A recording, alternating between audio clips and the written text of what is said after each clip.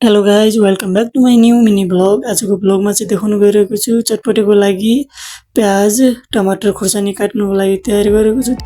फेरि हामीले रातो कलर पनि बनाइसकेका छौँ। अब चाहिँ मिक्स गर्ने पालो।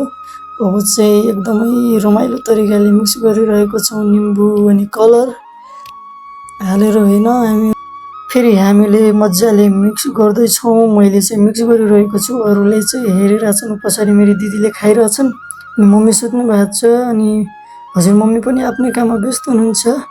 भिडियो बनाउने क्यामेराम्यान चाहिँ मेरो बुढी हुन् अनि देख्न सक्नुहुनेछ कसरी मिक्स गरिरहेको छु गाइज, हेर्नु होला।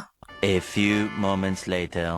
अनि हामी चाहिँ खानातिर लागिसक्यौँ। मिक्स गरिसकेपछि एकदमै सबैलाई मैले चाहिँ जो भाँडामा बनाएँ त्यही भाँडामा खाइरहेको छु गाइज।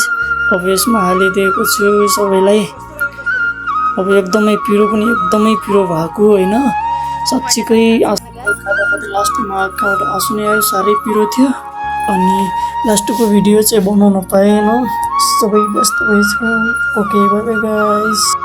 हामी साउने गते घुमेर आइसकेपछि यो पार्टी हो, सानो रमाइलो पार्टी भयो। अनि तपाईँहरूले भिडियो कस्तो लाग्छ लाइक कमेन्ट सेयर सब्सक्राइब गर्नु नभुल्नु होला है।